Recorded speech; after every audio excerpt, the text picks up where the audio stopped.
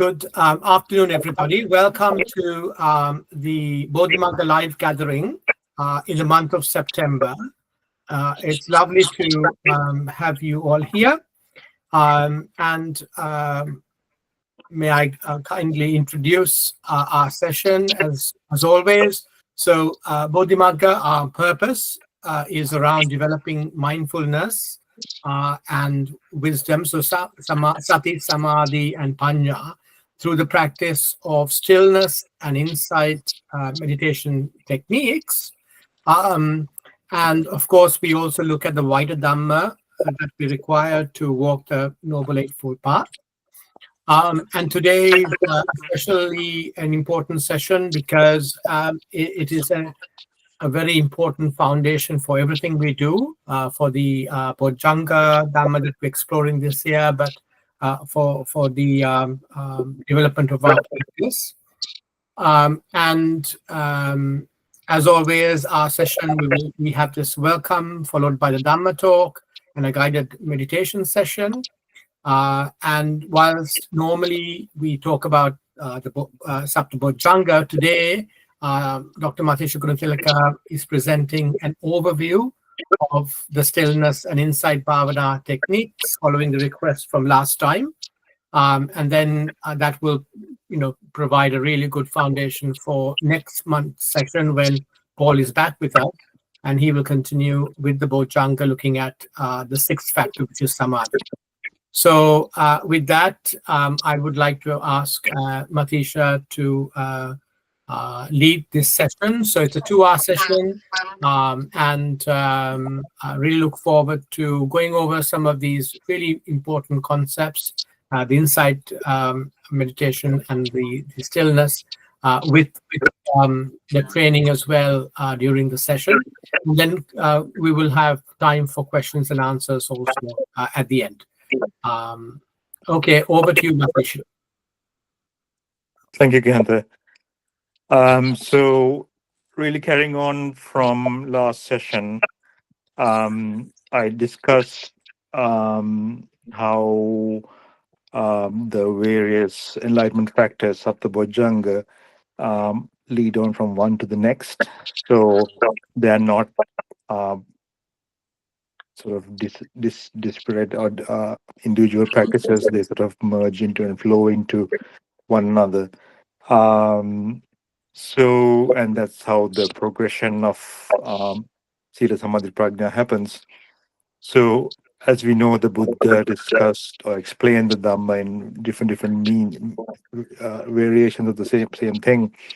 So if you take the 37 factors of enlightenment, you find things like the Sapta Bojjanga, Noble Eightfold Path, Panchabala, and so on. Different ways of describing the same thing, because you might experience one better than the other, or associate with one better than the other, and your path may have been more in tune with one of those teachings.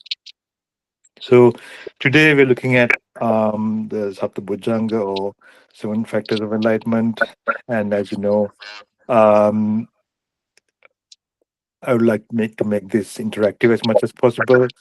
So do people remember from last time what the first step is? Where does this first step start?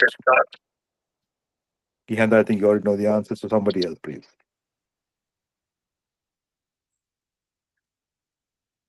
If you don't mind, can we have some cameras on? What is mindfulness? It is mindfulness, that's right. Hiranti, why are you giggling? Can you turn the camera on, please? Yeah, I'm trying to. Okay. If it's like that, fine. But if you can turn it on so that we can have a more interactive session, I think it'd be nicer for you as well. Okay. I'm on now? Am I? Yeah. Yes, there you are. I can see you smiling. Yeah. I didn't okay, click the good. big button. Okay, yeah. Find the Yes. button, please. Okay. All right. So mindfulness. Okay, who knows what mindfulness goes hand in hand with? Isn't that very Or Dale, we can see you now. So what goes hand in hand with mindfulness? There's a simile of the guard looking at, seeing a crook coming, seeing the crook jump in the fence, and the crook going in and stealing, and very mindfully watching everything. And the crook coming back, and the crook taking all the stuff away. So, what is that kind of mindfulness?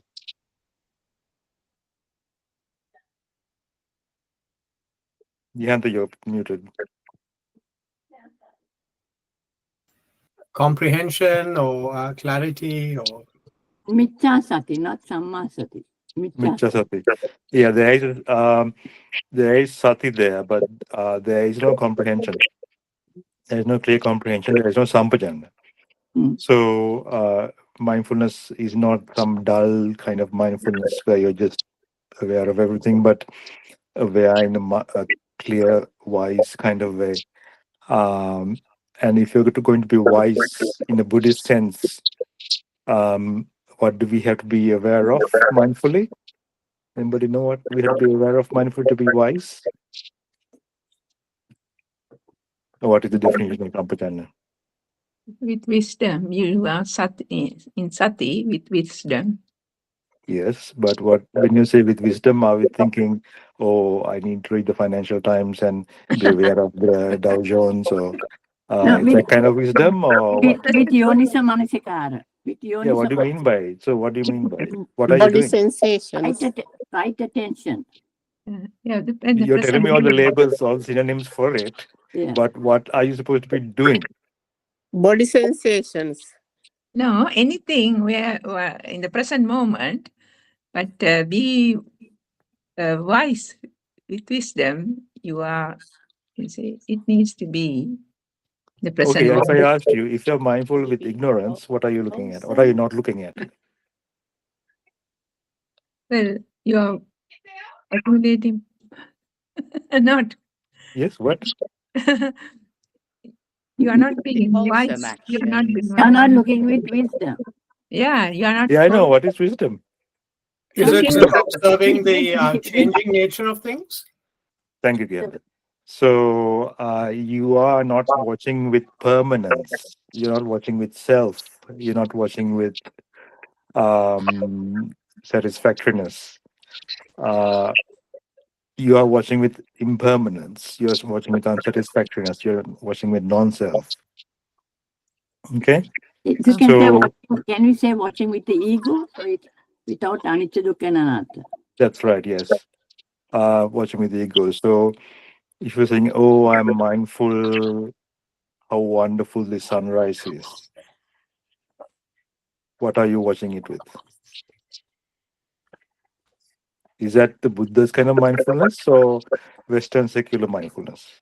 That's more desire, isn't it? Yeah, that's attachment there. It will create your attachment, it will create your desire. Oh, how wonderful this nature walk is. Mindfully, I'm walking in the forest. What is that? Do you see the difference now? Yeah, yeah, yeah. You are. So you're falling into samatha, basically. Or ignorance, if you like. Samatha has ignorance in it. But if you're mindful, you have to watch impermanence. So Satipatthana always says, watch the rising, watch the passing away. In each section in Satipatthana, it says, watch the rising, watch the passing away. Buddha never said just watch. So Sati Sampajana goes hand in hand. Otherwise, if you're just mindful, your samatha might develop. That's fine. But it develops with ignorance. It doesn't develop with insight. So today I'm trying to lead this towards Vipassana, because the question was on how to do Vipassana. What are the three characteristics, Matheesha? It's the wisdom, looking at impermanence, and Impermanence, unsatisfactoriness, and not self. non-self. Yeah, three things. Huh? Anicca, dukkha, anatta. Okay. Yeah. Could you So say, Matheesha, that the five hindrances, I mean, mindfulness, sorry? could the mindfulness be without the five hindrances? Is that important to suppress? Yeah, so that's important to, if you get rid of the five hindrances, that doesn't guarantee that you're into Vipassana. It only guarantees you're into Samatha. Mm.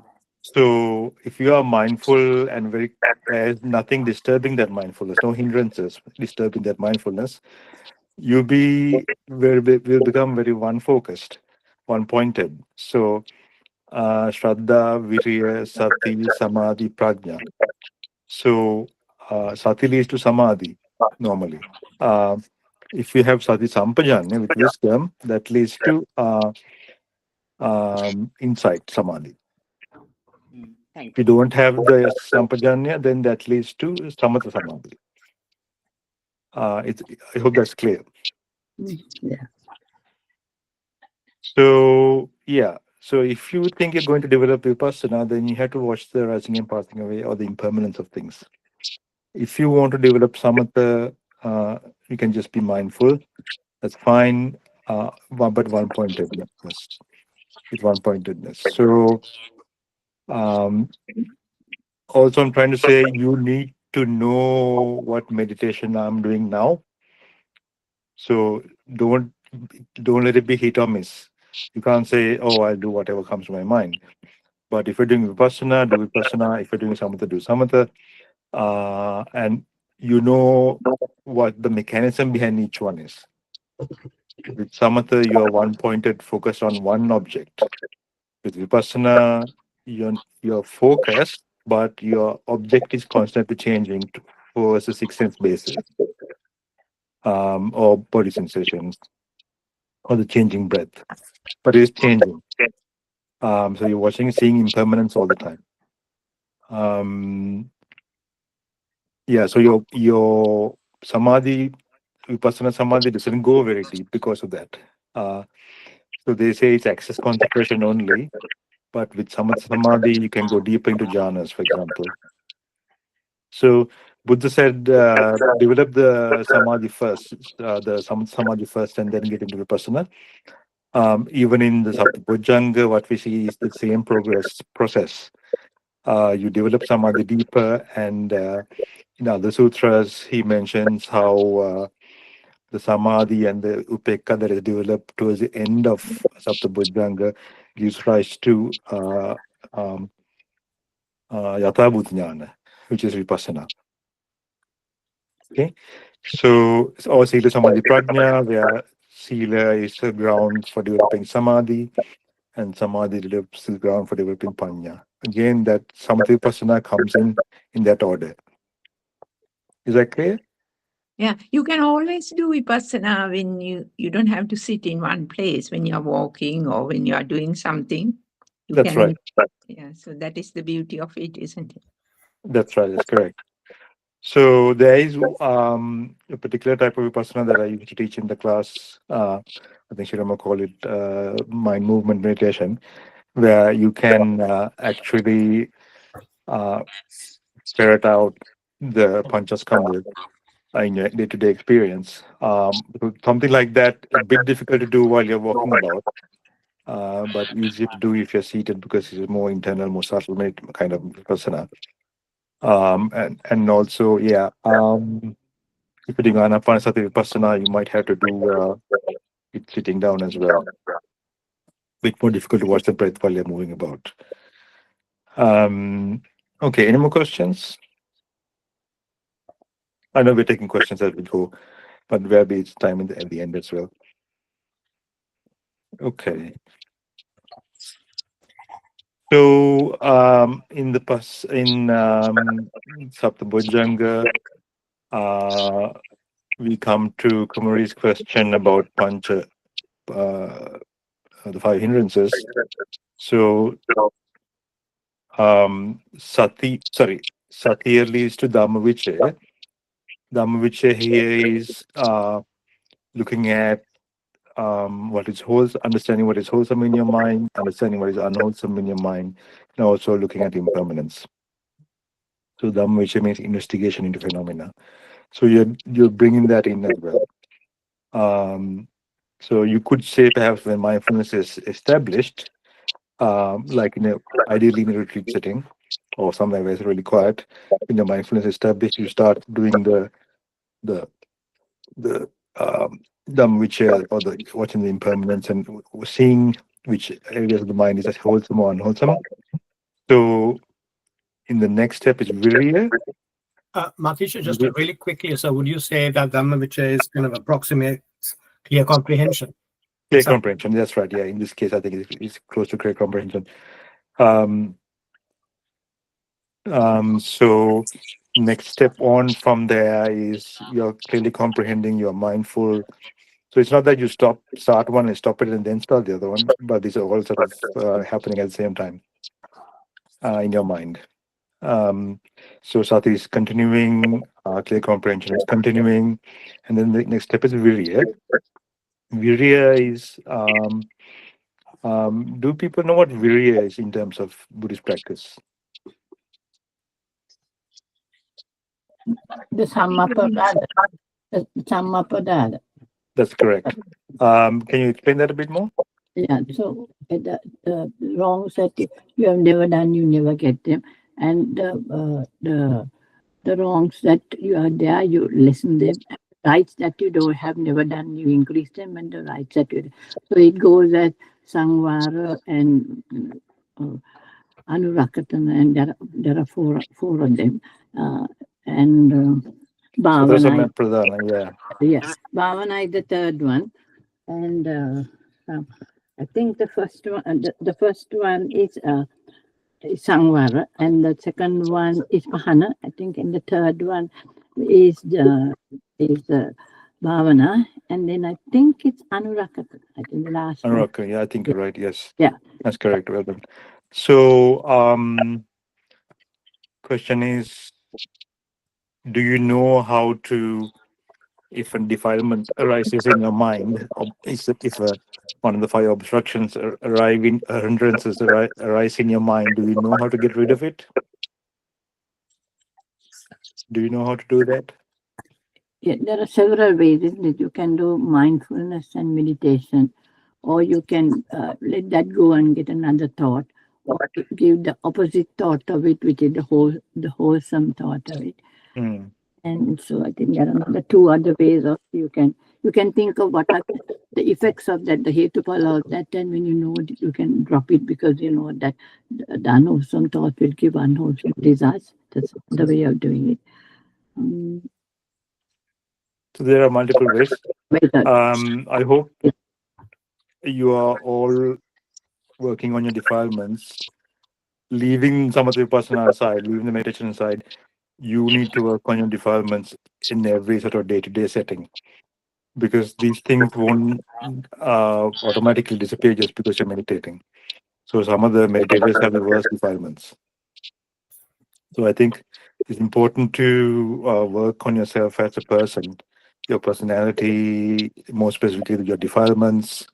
Work on removing them little by little, like sandpaper, rubbing away the rough spots. You have to make your mind smooth. So work on the defilements. If you notice anger rising, what can you do about that? Am I doing anything about it? If anger rises, even defilement arises, don't leave it untouched. Do something with it. Interfere with it, and you will be growing new links in your brain to more wholesome places, rather than letting that anger manifest itself. So how can I deal with anger? How can I deal with craving? How can I deal with jealousy? How can I deal with anxiety? How can I deal with ego? Any number of defilements, work on them through the day. Um, the the Buddha said, the progress in this path is like sawing off a leg. Okay, it doesn't happen automatically. You have to really gradually do it over a period of time, and there is no doubt in your mind that you have done it. Nobody, no God came and gave this to you. Buddha didn't come and give it to you. Your teacher didn't come and give it to you. You did it yourself. So it's like sawing off a leg. Work on those defilements. Some of the Vipassana won't help you otherwise. I'm telling you from personal experience. Some people think you do the meditation and automatically Margapala, and your defilements will fall away. But that doesn't happen. You might go to the jungle and be fooled that your defilements are all gone because it's very quiet. You don't have to deal with people. But when you come back and have to deal with people, you find, your defilements come back up again. So you are in the best place where you can be to work on your defilements because you have all the triggers for your defilements around you. And therefore, you can always notice they can't stay hidden. When you engage in society, the defilements will come up and then you can work on them very clearly and easily rather than when it's hidden away when you're in jungle retreat setting or a forest. So I think lay life in that sense is very ideal for practice. Nothing can remain hidden. I mean, you get lots of people who think they're enlightened, fully enlightened arahats. But when they come to society and run a meditation class, you see them shouting at the students. So that kind of thing happens, and it's no fun because it's not nice for us. What's that? I think we have to be honest with ourselves. Be really honest. Be truthful to yourself. And the Buddha always said that even little defilements, try and get rid of them as much as possible. Even the smallest thing, because you might find you got rid of the big problems, big issues, big defilements, but there are little ones still hiding there. So work on those ones, and that's the next generation of defilements in your brain, and make those big and work on them so that you can get rid of them. And there'll be another layer.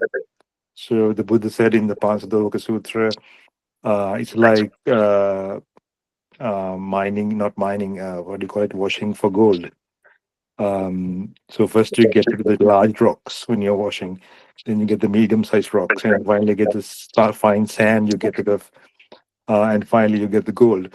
So on the journey to becoming an arahat or samma samadhi, you're getting rid of these defilements little by little. So work on the big ones first, the ones that cause you the most amount of suffering first, then the middle amount of suffering and the least amount of suffering. And you'll find that over the years, over the months, you are getting better and better, and you notice, oh, I'm not reacting the way I used to react. It's gotten much better. So I think those things are important as well. Okay, so that's Virya. So if you're thinking Virya, you're thinking defilements. Of course, you can think of the positive side as well in terms of how do we improve what is positive in us. So do the practice, do the bhavana, do Maitri bhavana. Don't think those are not important meditations. They are important until you are Nagami Arhat. So Metta Cheta Vimukti and all that comes much later in the path. So don't let anybody tell you that Metta Bhavana is not important. I think it's important. So things like Asubha also very important to overcome your cravings. So there's nothing in the Samatha Satipatthana which is not useful. You can always use those things as we go along. So Matheesha, Mm. sorry to ask you. So that's why these four protective bhavanas like the Buddhanusati, Mittanusati, and Asubha and Marana, even if you do 10 minutes or 50 minutes a day, they help because gradually you're actually washing away or diminishing or erasing these kind of defilements in that process. Is that correct? Diminishing, erasing, and also improving the wholesome side. Right. You're improving Shraddha, improving Metta, improving generosity, all those things, and improving Sila. So don't forget that side as well. Are important. Thank you. So yeah, that's considered the part of Samatha, but I think it's really important to mention it separately. Okay, so that's Dhamma Vayam in the Noble Eightfold Path.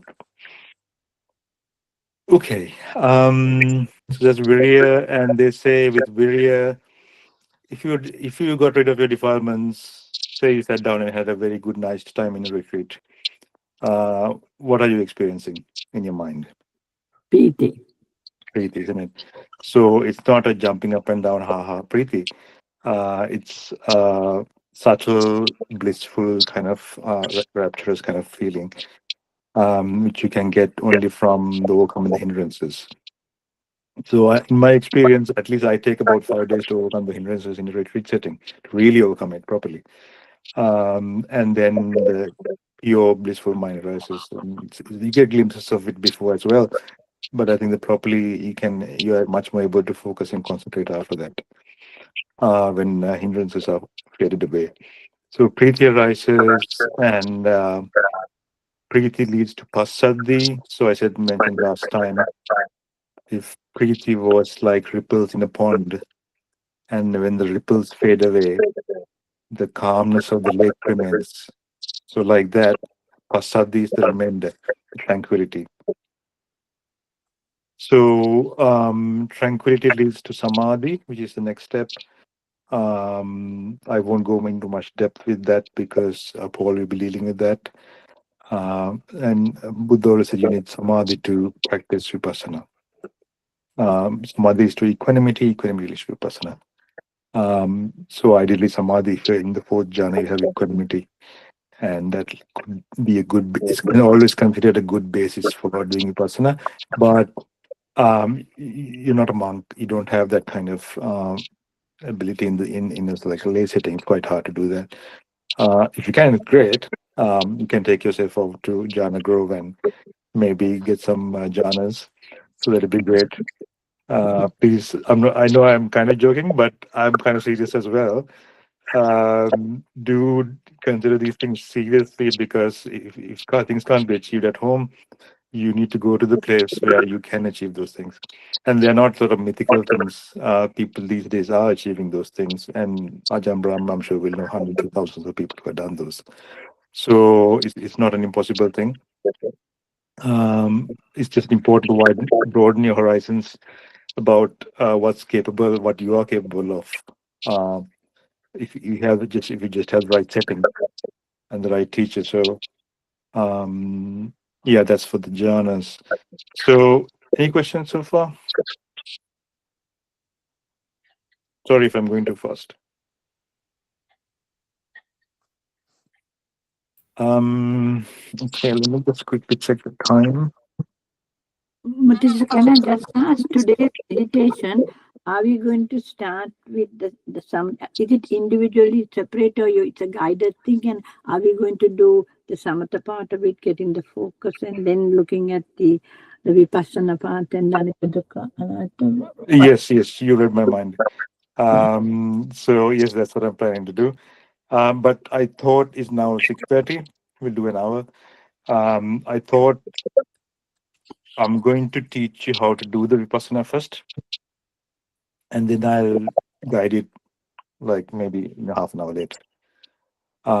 So you're all very familiar with focusing the mind on the breath, anapanasati, isn't it? Yes. So this time you're not focusing. So I'm just skipping samatha for now. I'm going straight on just to tell you how to do vipassana. Some of you may already know and done it with me. So this was initially developed by Matheesha in Burma, and he's the one who came to Sri Lanka during the Buddha Jayanti in the 1950s and spread and gave Sri Lanka Vipassana as well. So after that, they set up Buddha. Can we mute the mics, please?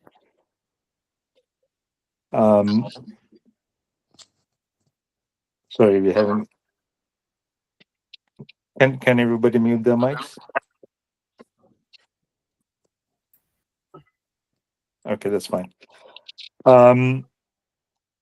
So he's the one who's gave Vipassana to Sri Lanka, was brought to Buddha, and now it's spread everywhere. It's available even in UK. So the Matheesha type of Vipassana, he's very famous for Vipassana. And my sort of guru monk, Venerable also learned it from Buddha. He introduced it to jhana as well, and taught both together. So I'll do the Vipassana technique with you now. So imagine you're standing in a roundabout, and there are 6 roads leading to this roundabout. and you're watching cars or vehicles coming in towards you and then going away. So that's all you're doing. You're just watching. You're not counting. You're not trying to focus on one car and try to notice the details. Nothing like that.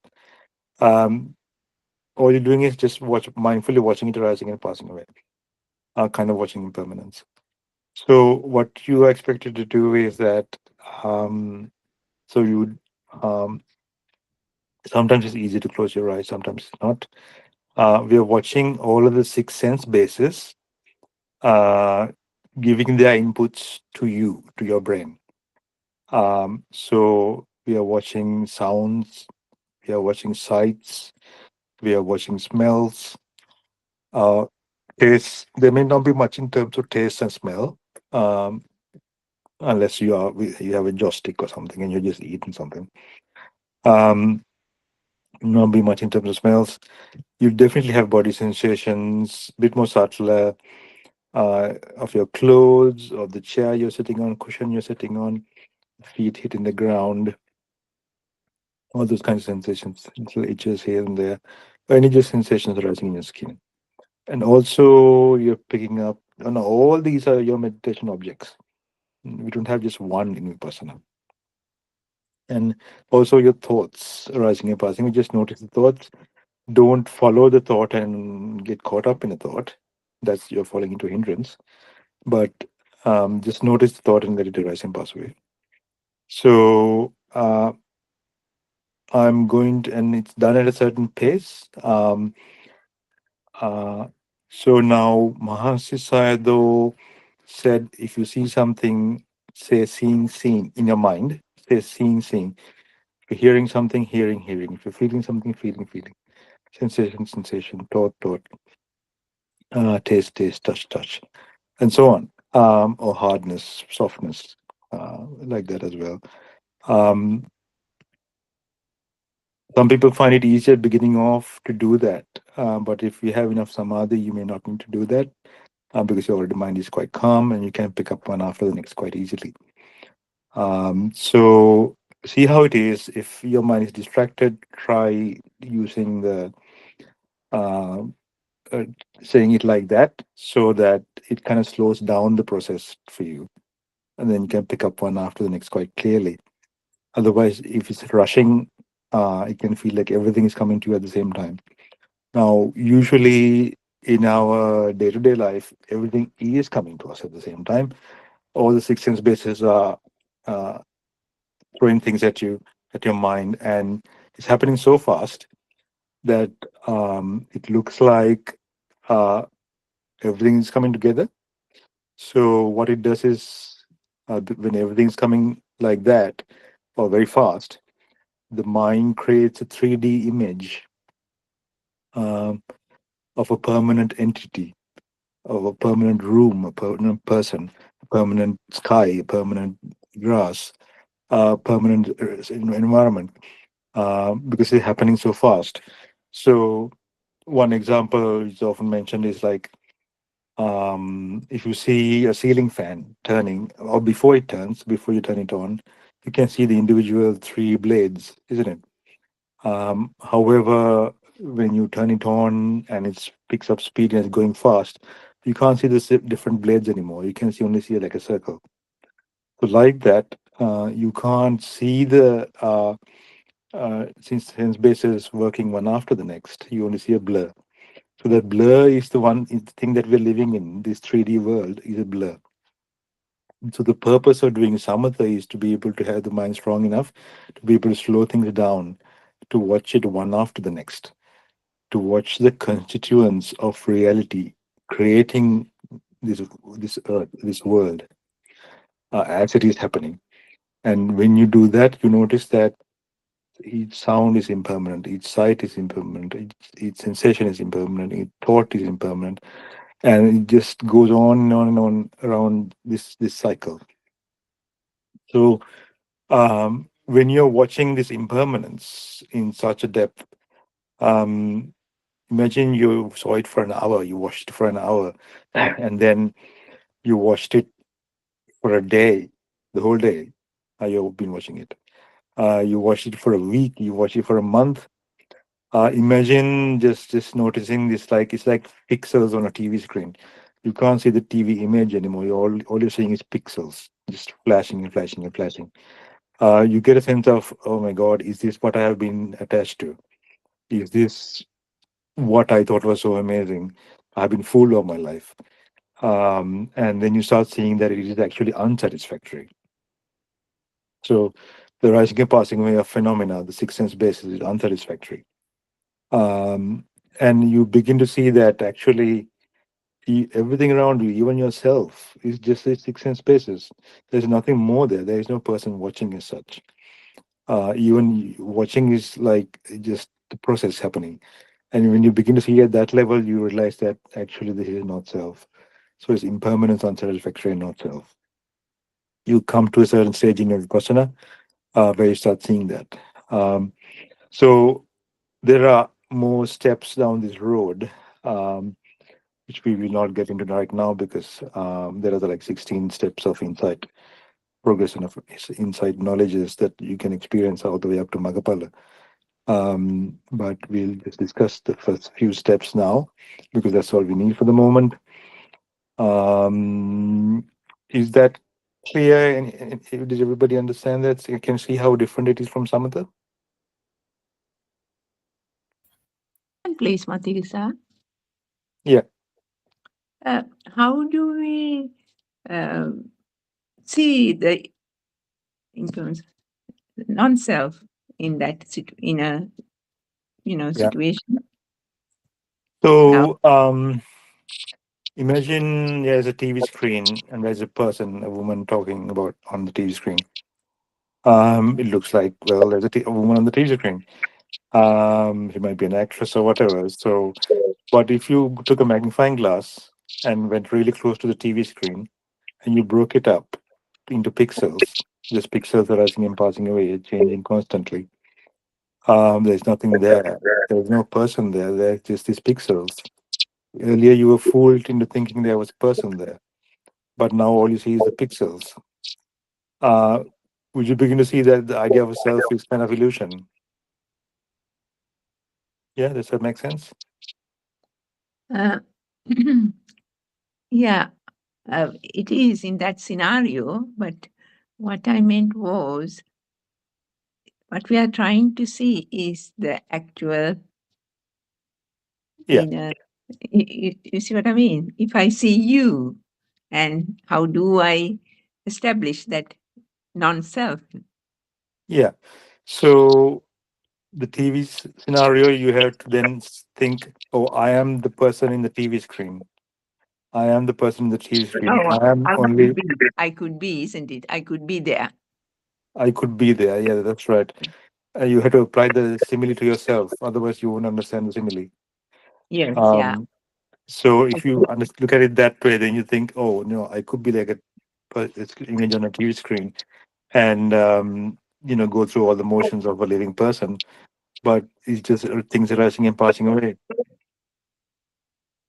So is that okay, Hirante? Yes, yeah, I suppose so. I haven't given a thought to it, but I think if I try and think of a scenario like that, and maybe, Mm. isn't it? So that's right. Yeah. Some people do walking. No, Sorry, go on, then- Dan. Yeah.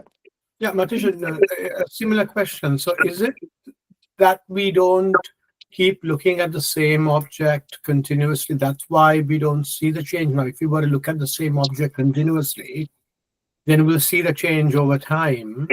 But Yes. generally, what we do normally is, we move from one thing to another, and so it's almost like if the person who's watching is also constantly moving, you don't see the change of the object. On the other hand, if you still yourself and look at that one object over time, then you see it changing. Does that make sense? I don't know. Yeah, yeah. You can think of it that way as well, but you have to think a little bit deeper in terms of that kind of change. So, if you think that how does a 1-year-old baby or toddler become an 80-year-old man? Hmm. It's not a sudden thing. It happens over time. Mm. It doesn't happen in a stepwise progression. It happens in a smooth, gradual progression. Hmm. Mm. And what we can infer from that is the change is happening all the time, uh, Yes. Yeah. isn't it? So you're aging all the time, and you can't see it. I mean, So, yeah, if we see somebody like, if I haven't been to Sri Lanka for some time, if I go now, they will say, "Oh, you have," they will see my difference mm, very yeah. well. Hmm. Yeah. So you can think, how did this 1-year-old personality become an Mhm. 80-year-old personality? The personality change also happened over time, gradually, every day. So every day, every single second, he's not the same person. His person is changing. No, no. That's what change is. Happen to get from a 1-year-old to an 80-year-old, you have to change every second. There's no sudden changes now. Yeah. So that means there is no one single person. It's a series of people Mm. or personas, if you Yeah, like. that's right. That's right. But also, it's okay. Just thinking that through a little bit more. So, okay. So, say I see somebody after 10 years, and I notice that they have become older. They will notice I have become older. You see the change, but within you, you still accept that there is something unchanging in that's why that person is that person, if you know what I mean. So I still call that person whatever that person's name is, and whilst we recognize physically they may have changed, they might be wearing different clothes, they might be a different job, or they may be, I don't know, they've grown thinner or fatter or whatever. They may be there's a lot of change in their lives, but at the same time you almost subconsciously um, still think there's something constant there, isn't it? That's how That's we right. do with everything. You see the change. It's not that you don't see it, Yeah. but at the same time you think there's something constant. So the avidya in our minds is very strong, Mhm. and unless it's given very solid evidence to the contrary, it won't change his mind. Hmm. So that's why this kind of impermanence, the impermanence in conventional reality, is inadequate to get rid of avidya. So if I mean Buddhists know conventional reality, people get old. So do Christians, so do Hindus. Um, every religion, person from religion knows people get older, but they don't become enlightened arhats. Hmm. They don't progress on the path of vipassana. They're not doing vipassana. So what is special in vipassana is we go from the conventional reality into ultimate reality. And what that is when you're doing vipassana, you go from this 3D permanent field, also known as the Ganasanya, which means everything's coming together at the same time, like a Gana, and go into impermanence. So moment by moment, things are rising and passing away. So that shift is a big shift from conventional reality to ultimate reality. And it's only then that you realize, oh my God, there's actually no place to hold on to. There's no self to hold on to. There's nothing to hold on to. You're like a leaf tossed in the wind. And they say sometimes people can run away from the temple when they see that, because the deep insight is so deep and it can be scary as well. So there is Baitupatthana, which is a stage in the progression of insight where people get scared. Um, Bandhanyana, where things are disappearing, vanishing all the time. Adina, where she the drawbacks of everything. So Vipassana can be scary going forward unless you're prepared for it. So you know the stages and kind of it helps to lessen the blow of the you coming into this suddenly. So once my wife, I once took one of her friends to a personal retreat, and she was a Catholic, and she did I don't know, maybe not a very strong Catholic, but she did Vipassana, and she started seeing non-self, and she didn't want to wait there anymore. She had to run away from the place because she wasn't prepared to experience that, theoretically. So the Buddha says it's always important to have Suttamaya Panya first, and then Chintamaya Panya. You need to have thought it through, and Bhavanamaya Panya finally, so that you're prepared, your mind already to accept these things without too much of a clash. So I think going from conventional reality into ultimate reality is a bit of a shock in itself. When you start realizing that this phenomena, you're part of a process. There is no individual sort of self-existing being just kind of going through time. That's just you can say maybe lack of samadhi and lack of insight, that you don't see those things, and that's why you need to do the meditations to actually work on it at a deep level. Otherwise, you may theoretically know it, but you won't accept it at a deep level. It will just remain theory. So you need to do the vipassana, and then you need to do samatha as well as getting into it properly. And in a retreat setting, I think I did as well. So go to a vipassana retreat and do these things. Now, I think Gihanta mentioned there are different types of vipassana. Uh, I have chosen the Mahasi method because I feel it's the most effective kind of vipassana to get the insights. Um, Harder is vipassana, like watching the breath with insight, with as a form of insight meditation, because it kind of feels like the breath is permanent, or not permanent, but breath is always there, and you're watching the impermanence of that, and it doesn't really apply to the external world because you're just with closed eyes, you're sitting there and you're just watching the breath, seeing its impermanence. Easier it is to incorporate the all the six sense bases, because then you clearly see the impermanence applies to everything. And that is a kind of knowledge, sammasana in itself, where you understand near, far, gross, subtle, big, small, whatever thing seen and unseen to you, apply impermanence and tilakkhana applies to it. Even though you might not be seeing things far away in your vipassana right now, but because you've seen impermanence so much, you understand that by inference. Uh, Everything far away, everything you saw in the past, everything you will see in the future is always tilakkhana. So there's no place for avidya to hide. Avidya can't say, but yeah, but when I was a child, things were permanent. No, nothing like that. It was still impermanent as well. So okay. Anything so far? Is that okay? Let me do a quick personal session with you. I'll do it, and I'll tell you. It's a Mahasi technique. I'll tell you while I'm doing it uh, what I am doing, so you can kind of similarly follow it easier. Okay. So let me start some Vipassana now. I'm going to just sit here comfortably. Legs any way you like, hands any way you like, as long as it's stable. So I'm seeing a house in front of me through the window. I'm seeing my phone. I hear a noise outside the door. I feel my elbows on the chair. I feel my legs on the chair. I feel my shoes on the ground. I can feel my head. I can hear a noise. I can see the building outside. I can see the phone. I can see my elbows. I can feel my shoulders. I can feel my eyes blinking. I can feel my mouth moving. Legs hitting the chair, feet hitting the ground.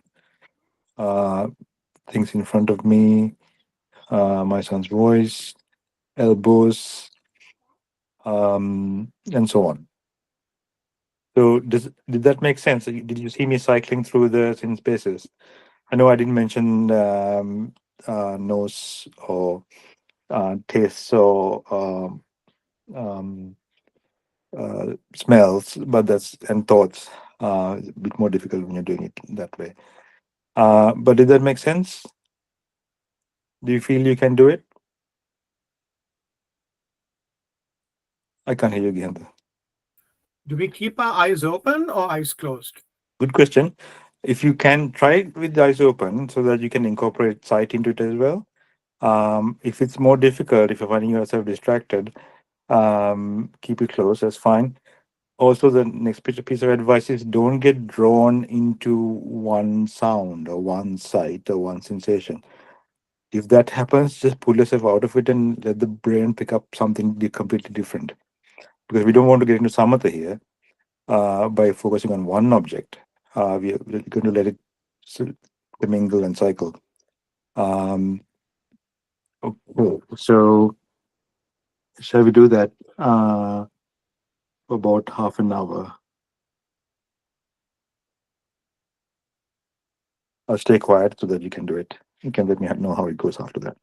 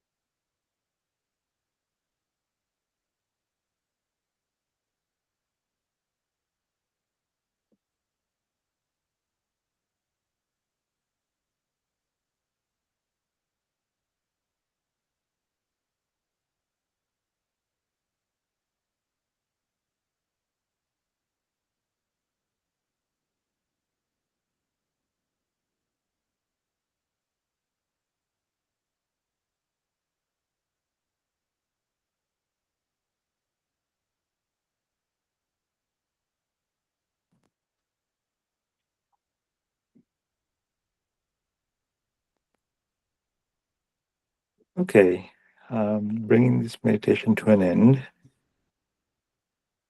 become aware of the body, sitting here. Expand your awareness outside to the environment around you. Hear the noises and the sounds. When you're ready, you can open your eyes.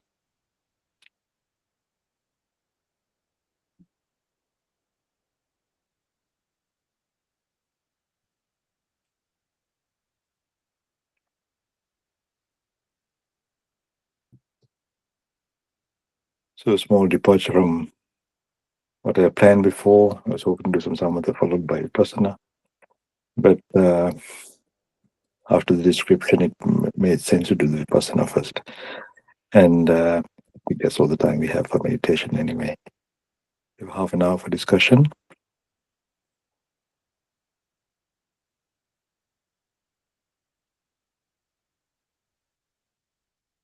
Can I ask a question, please, Tisha? Yes, go on. Yeah.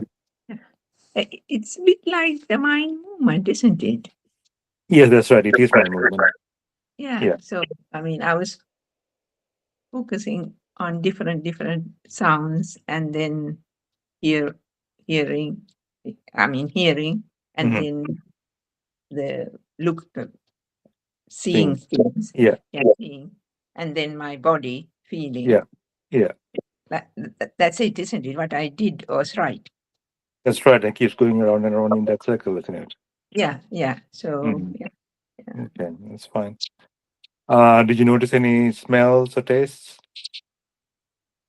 No, not this, unless I have, the saliva I would have, but I Mhm. didn't notice it. But mainly those Okay. seeing, hearing, and watching, Mm. those are the things I was noticing. And did you notice they were coming one after the next? Sometimes I was stagnant in Mhm. things. That uh, if I'm watching something, I would have been there for a long time until I notice I must move on. Oh, I see. Okay. Yeah. You need to move on. Otherwise, it becomes like samatha. So Yeah, that's you have right. to keep Yeah. changing the object until it Yeah. becomes natural. Yes, yeah. So is that where Lord Buddha asked Bahia to yeah, Mm. that's the phenomena, isn't it? That's right. So he said that and so on. So not to add anything to the experience. Yes. So you can add a self to the experience, and that's the problem. The experience itself doesn't have a self, but we add things onto it. Um, so if by some chance you were watching this and you thought, "Oh, I am watching this," rather than the watching is happening, Yes. then you're adding things to it. So that's what the Buddha so taught Ba here, like just to not to add anything onto it. I think the whole of the Mula Sutra is based on that. So don't add anything, just watch it. Yeah. Another point is if you are uh, if you are watching something and sometimes you might go into proliferate, Mm. you see, because incidents might, that is no good, is it? I mean, you must move on. If not, So I wouldn't use the word not good because I mean it's not a moral thing. You're not blaming yourself. You haven't, it's not a no, what it meant it's just was a that there's kilesa. a thought, forming thoughts. So the thing is like it's just the hindrances acting up. Yes, yeah. As I mentioned, you can't overcome the hindrances like in half an hour. It takes time in retreat setting. So it's only natural that you will get thoughts now. If it comes up, just watch. It's an impermanent thought and make it part of your vipassana. So one of the Yeah. good things about vipassana is that you can even make hindrances part of the vipassana and Okay. watch its impermanence. Okay. So on a situation like that, if I go into prapancha, then soon I notice I should move on. Correct? Just think impermanent and move on. Yeah, Yeah. Yeah. I think I need to try and move on. Because if not, that's the thing. Situation. It was just going to happen. I was going Yeah. into thinking, but then I Okay. moved on. Don't feel bad about it happening when you're meditating at home. It's quite common. You can only expect like pure mindfulness, purified mindfulness in your retreat setting, I think. So if it happens at home, it's fine. Don't worry about it. Just move on. Yeah. But be aware of it is very important. So I think that, it's important. Yes, that's right. yeah. So that's The- what I'm really, am I in the right frame of mind now? So as I mentioned in the Satipatthana Sutra, being aware is not enough. You need to notice that it's also impermanent. So use both. Sati Sampajanya. Yeah, Sati Sampajanya, impermanent answer. Anybody notice any other hindrances arising? There? You're mute. I did, because I didn't have much sleep yesterday. So I tried to get some sleep in the afternoon, but I couldn't. And I just came half an hour before I managed to get on with some difficulty because my internet had a problem. However, at the beginning, knowing that, I kept my eyes, didn't close it because I thought in 5 minutes I'll be asleep. But I have had very little sleep last night. I mean, it was an exceptional day. Lots of things happened, and they were quite disturbing. And but it was unfortunate. It happened like that, so I couldn't do anything about it. And I had something to do in the morning, so I couldn't get any sleep in the morning either. I kept knowing that I was aware, and so I kept my eyes not fully open, looking at the screen because I'm in front of my computer and everybody else's screen. But I kept my eyes lowered, but like at the base of the screen, just so that there was a few objects in front of me, but to prevent that. So I was very conscious of the sounds and things came the most, the sound of silence and the other things in the neighborhood, all of that came. And also the sight of the things where my eyes rested, the keyboard and the desk, that also came. And I also could feel the feelings of my seat and when my feet were, that was also came. And then after some time, I don't know for how long, I was going from one thing to another, looking at the rising and the passing. My eyes closed. And now for a while I was asleep. So Tina Midda had come in there. All right. All of a sudden my head nodded, and with that I jerked up because that movement nodded. So then I realized, and so then I said, yeah, Tina Midda nodded. And then I slept, and then I nodded. I woke up and I continued. And this happened at least 3 times. And then again, I was meditating. And when the meditation, and so the rest of it was I watched it arising and something, and being very aware of the feeling, particularly of my body on the seat. I was in, my feet on the carpet, and my hands on the lap. Yeah, the sound gradually faded away, and because I think I have been doing a lot of samadhi, so that didn't come much into my mind afterwards. But at the very end, when you said something to, I don't know, now you can come back or something, I was obviously my eyes had closed because I jerked up, and I thought maybe that moment I may have been again routine with, but I just realized that that's just the way it is, and so it is good, really good to watch that coming and the hindrances as well. I want to thank you for it because I have not really done it like that. With so much of diligence as I did and clarity as I did it today. So I'm very grateful. Oh, yes, welcome. So good. Anybody else?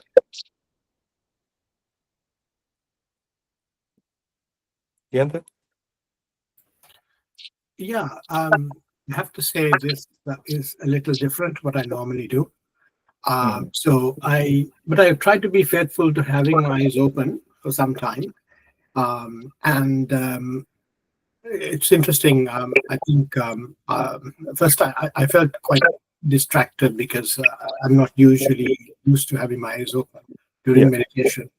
And then, like daylight, try to lower my focus. That helped down. And then, it was mostly the audio, the sound of silence and any sounds that took sort of center stage. But then I sort of, again, just after time, just gravitated towards closing my eyes. I just felt so much more comfortable closing my eyes. That's what I'm used to. And then, but rather than trying to be fixed, like normally with Anapana, because we're doing Vipassana today, I just let it flow and noticed a lot of my thoughts coming in, because obviously I had a busy week. So noticed thoughts, noticed hearing, but yeah, it's different. It's different because normally with Samatha, I seem to, you have more stillness because you are more with one object rather than noticing other different objects. But it was an interesting experience, and I guess the biggest understanding is how much our minds move from one object to another. That was the revelation today. Yeah, thank you, Gantha. Anyone else? Yeah. For me, it was like, oh, sorry, hang on. These feelings.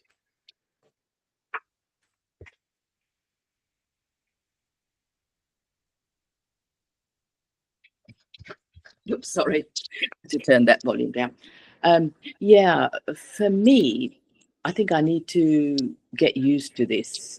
Do a bit more of this insight practice as well, because I think got used to doing Samatha a lot, and I think I need to maybe start off with Samatha and then go on to Vipassana. I might find it, because I found I was getting a bit dizzy, like I was like going from one thing to another thing, and like there's a plane going, so that plane was going, and then all of a sudden, then my eyes saw the tree in the garden and that sort of thing, and then it was just moving constantly, everything. Yeah, And yeah, I thought so maybe I was getting sort of like dizzy and that sort of thing, and I was not calm enough. Yeah, something that I think it's a good practice, actually. Thank you. I can sort of like put that into practice during the day, I thought, as well, continue it. absolutely. It's much easier to do it during the day. You mentioned it being not calm enough. I think that's an interesting observation. I think Gihanta kind of noticed the same thing.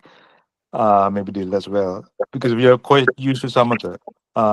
It's not calm enough. And you've gotten used to you enjoy the Yes. comfort of Samatha. Yeah. Yes. So I think, yeah, we are probably mildly attached to Samatha. Yes, And so definitely. I am. if so if you're attached to anything in samsara, we're still stuck in samsara, isn't it? Yeah. So that's where Vipassana comes in. It allows you to let go of those things. So even the bliss is impermanent. And you can watch these things as they arise and pass away. So you might feel a bit dizzy because I think you've done probably a lot of samatha, and it's a bit difficult to convert into vipassana suddenly. I sometimes say like do a samatha session and then followed by a break and some of the vipassana session. And of course you can do vipassana right through the day. So you're building something called the anicca sanya. So the sign of impermanence, so that it gets strongly built up in your mind.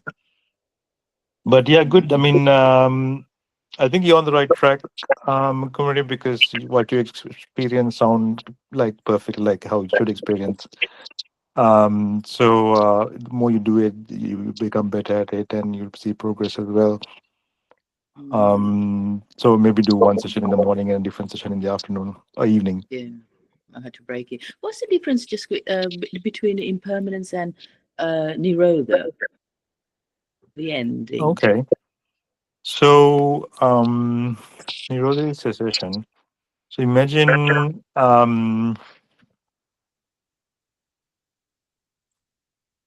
now that there is a further progress in this what Hiranta mentioned at mind movement meditation. So the next step is like if you're properly established watching the six sense basis arising and passing away, um, we notice then the next step is to watch what is happening in between sound and a sight, a sensation and a smell. And there um, you can come to see consciousness arising and it going to the ear, for example, and picking up the sound. So consciousness arising and going to the ear and picking up the ear there. So Tinna Sangati Passo, consciousness, sound, and the ear coming together. The merging of the three is Passa. So you can actually see that if you become more calm and more subtle. And the deeper you go and you make progress and go through the various insight knowledges, there comes a stage where the mind lets go of all these phenomena, like catching these phenomena. It stops doing that, and cessation happens. So um, Nirodha comes from Udaya. Nir means no. Udaya means rising. So it's like non-arising. So if you have a situation where there's always a rising, passing, and the mind gets so tired of seeing that, seeing the impermanence, seeing the non-self, seeing the non-self, again, so tired of seeing that, it stops doing this process, and that is Nirodha. And even further down into it, you get Nibbana. So Oh, that sounds nice. Yeah. that's sort of the end stage you're asking about. Not end stage of the progress of insight or Vipassana. So it's a deep stage. But yeah, definitely. So you can also mention about what is Sankata and Asankata. Sankata is fabricated, or that which arises and passes away is fabricated phenomena. That is what samsara is made out of. And Asankata is where arising and passing away stops. There is nothing fabricated in that after that. So that is Nibbana.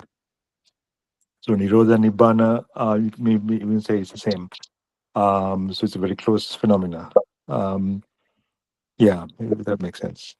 That's interesting. I mean, do you think that, those people who go to eight jhana, neither perception nor perception, do you think those sort of people, they're able to see all this a bit better,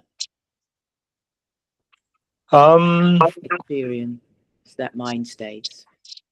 So the experiences that you get in Vipassana is only in Vipassana. The experience you get in Samatha is only in Samatha.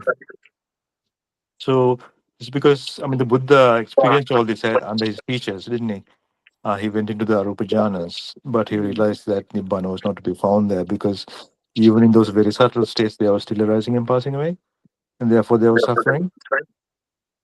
And therefore he decided that that was not the path, but he found the path of letting go of these phenomena of the rising and passing away. So he was finally able to find the ultimate peace that he was looking for, which his teachers could find him.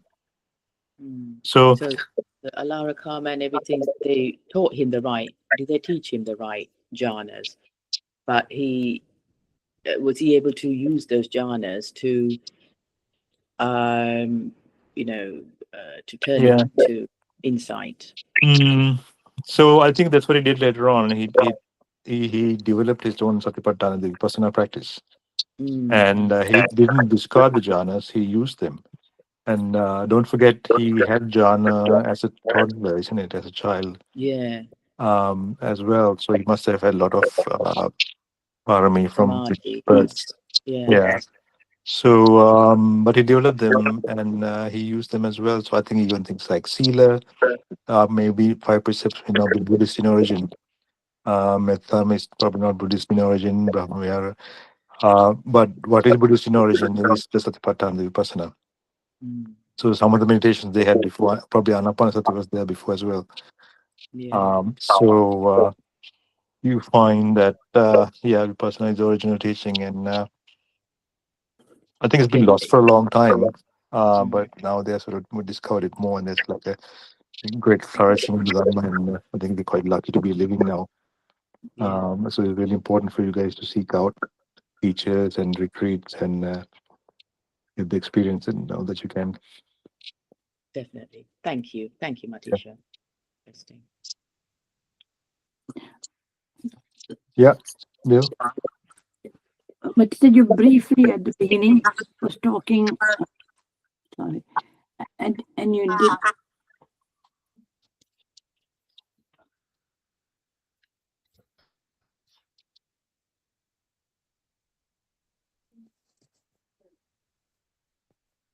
I think Jill is on mute.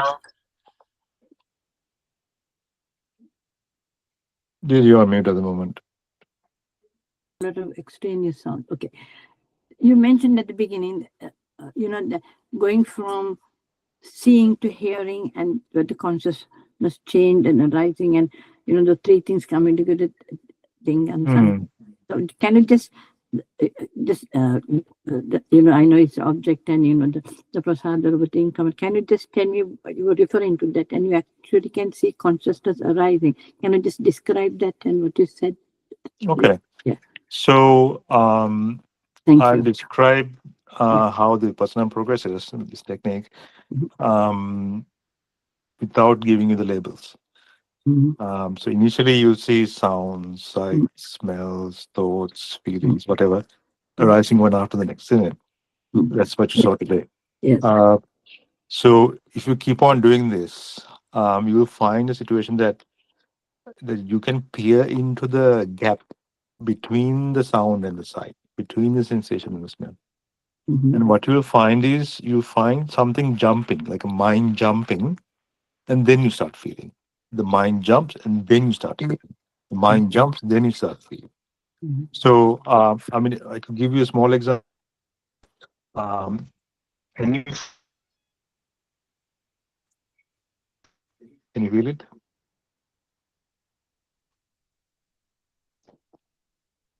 Yes or no?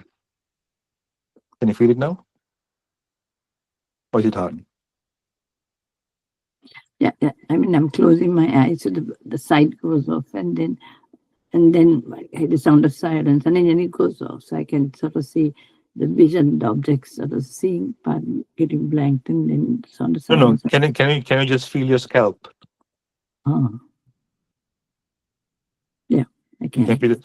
Now, I want you to jump down and feel the sensation in your left big toe. Yes.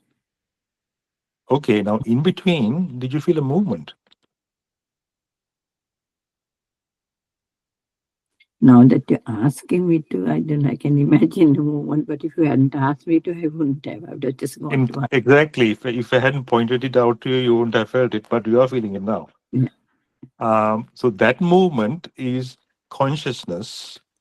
Pinnang Sangati Passo, consciousness going to the big toe, the skin, and whatever sensation of the skin, picking it up and giving rise to Passa. It's called Tinnang Sangati Passo, is it? Tinnang. Tinna means three things coming together, Sangati. I knew it was three things, I didn't know the exact same thing. Tinnami. So you said Tinnam Sangati Passo, right? Thank you. So in the Vipassana process, you start seeing the movement and the sound, movement and the sight, movement and the sensation. And you can sort of go deeper into this process. And see, for example, how did my mind know to go to the ear when the car honked? Okay.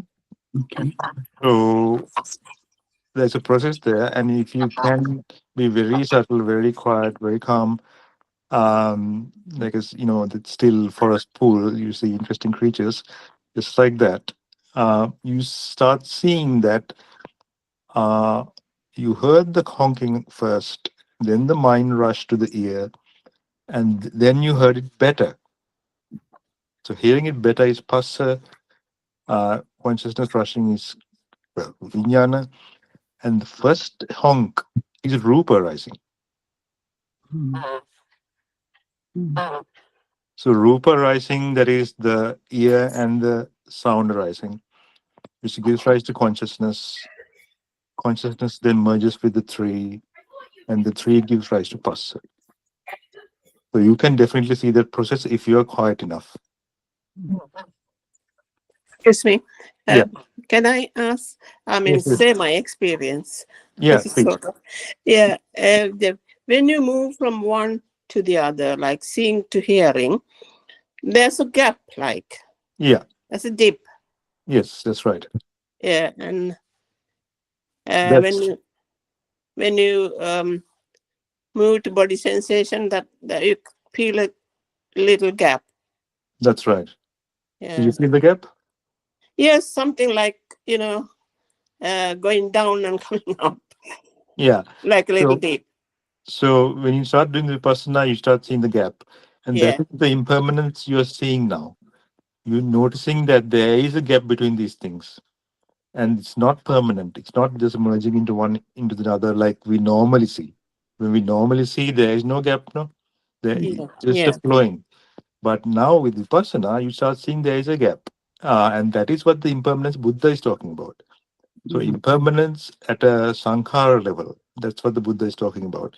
Not impermanence at this big getting old kind of thing. Uh, we have to notice the impermanence at this microscopic level. And that's the Right. only kind of impermanence you have to see to overcome getting to Nibbana. Because watching conventional reality impermanence won't get you into Nibbana. Hope that makes sense. Thank Okay. you. Thank you. That was very useful. Thank you, Matheesha. You're welcome. Anybody else?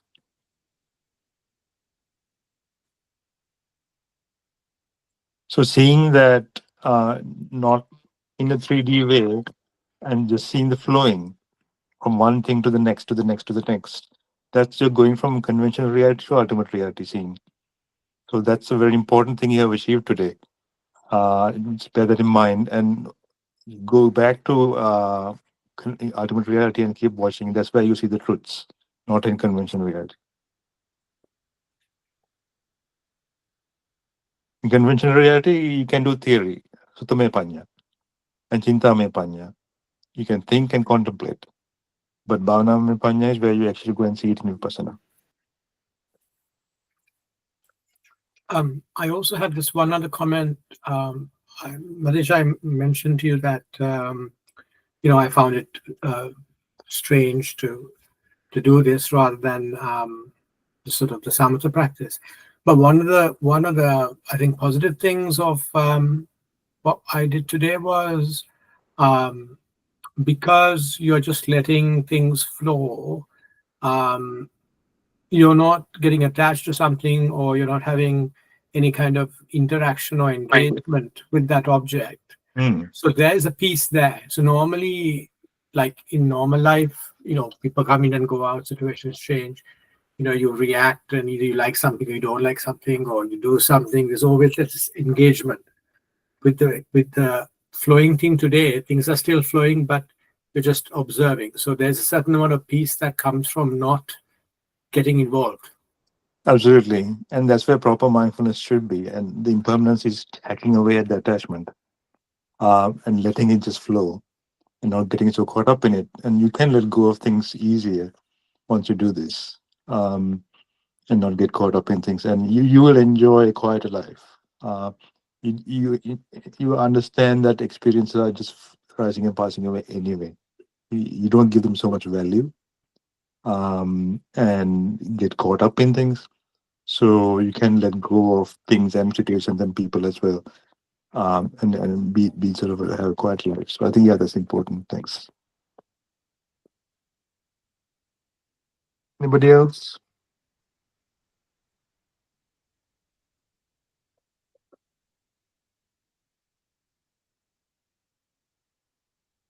I can also mention one last thing. So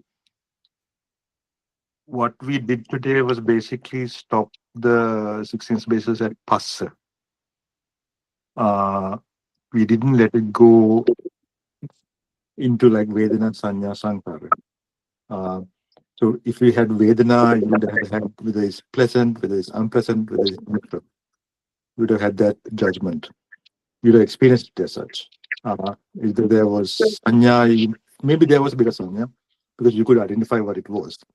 But when you get into this practice, sometimes Sanya itself falls away.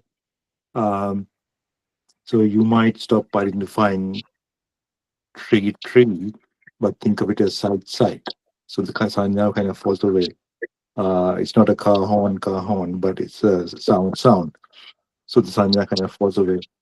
And certainly we didn't have Sankara, or maybe some of you did, but we didn't start thinking about it further. We didn't have desire, attachment towards it. That is all Sankara, isn't it? Or Vitakka Vichara towards it. So that's all Sankara. But Vijnana is already, that was at the initial point. So you can see the Panchaskandha in this practice. And the Buddha said seeing the Panchaskandha is very important, or at least contemplating it is very important for stream entry. So this becomes the technique of actually seeing the Panchaskandha, which becomes quite powerful if you sort of think of it that way. So if you want to continue it, have a think, and we can maybe do something in the future.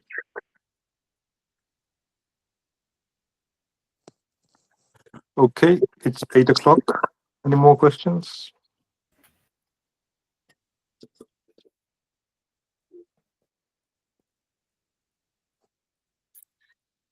Okay. Thank you so much.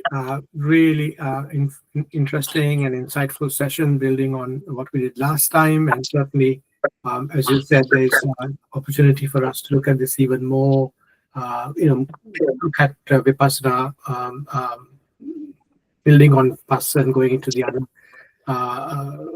parts of the Panchaskandha. So I think, there's absolutely more to do.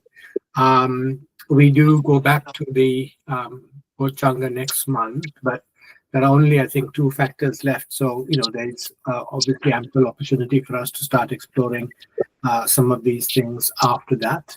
So thank you so much for spending this time with us and sharing your wisdom.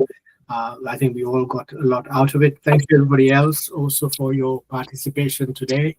And I look forward to seeing you again in a month's time on Friday, October 3rd.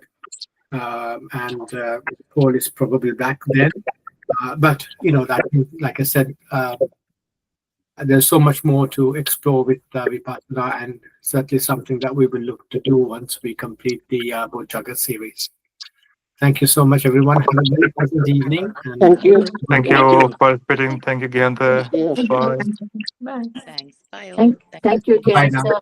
And thank you, Matheesha. Thank you. Thank you, Gyanta. Thank you, Matheesha. Thank you. Bye-bye. Bye.